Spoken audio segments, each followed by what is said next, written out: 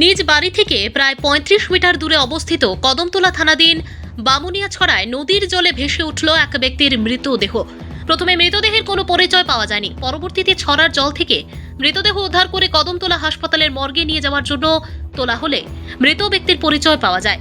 মৃত ব্যক্তির নাম দুর্গা কুমার দে, বয়স ৭৫, পিতা মৃত হীরেন্দ্র দে, বাড়ি সরসপুর গ্রাম পঞ্চায়েতের ৭ নং ওয়ার্ডে। গতকাল বেলা ১১টা পর্যন্ত ওনাকে বাড়ির আশপাশ এলাকায় ঘোরাফেরা করতে দেখা যায়। উপস্থিত ঘটনাস্থলে কদমতলা থানার পুলিশ সহ স্থানীয় নির্বাচিত জনপ্রতিনিধিগণ। পুলিশ মৃতদেহ উদ্ধার করে কদমতলা হাসপাতালের মর্গে নিয়ে যায়। আগামীকাল মৃতদেহ ময়নাতদন্ত শেষে আত্মীয় পরিজনদের হাতে তুলে দেওয়া হবে বলে পুলিশ সূত্রে খবর। ভানুচন্দ্রের রিপোর্ট। কদমতলা থানাতে আমাদের কাছে একটা খবর যায় যে একটা ডেড বডি এই সরসপুর গাঁওসভার একটা ছড়া, বামুনিয়া ছড়া, ওইখানে পড়ে আছে। ডেড বডিটা একটু উপরে পড়েছিল, তাই আইডেন্টিফাই করা যায়নি। কিন্তু এরপরে আমরা আসলাম, এখানে আসার পরে আমাদের ডুমকেও নিয়ে আসি।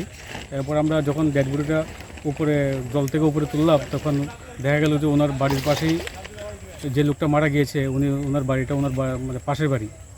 তারপর ওনার বড় ভাই আসছেন এখানে, আর এখন আমরা ডেড বডিকে পোস্টমর্টমের জন্য নিয়ে যাব কদমতলা মর্গে। দুর্গা কুমার দে, 70 বছর। উনি কি নিখোঁজ ছিলেন?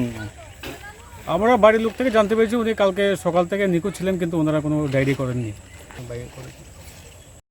তান বিয়ের বাড়ি কুটুমের বাড়ি তখন বাড়িতে বেশি তখন কন্যা আজ কয়েক মাস ধরে বাড়িতে আছে। বেজান নেশা করে, বেজান নেশা করে। ঠিক আছে, 11টার সময় না হচ্ছে না, পুলিশে কইছে কালকে সকালে 11টার সময় গেছিলাম। আমি স্কুলে যাবার আগে না সকালবেলা যে স্থান থেকে মৃতদেহ উদ্ধার হয়েছে করছি, সকালে কাপড় দিয়েছি না, কাপড় দিয়েছি, স্নান করছি, ওই তখন কাপড় মেলা। আমার নাম অমিতা দে, স্বামীর নাম দুর্গা কুমার দে, ওই তো সরস্বতী পঞ্চায়েত। কত নম্বর রোড কইছেন? 7 নম্বর।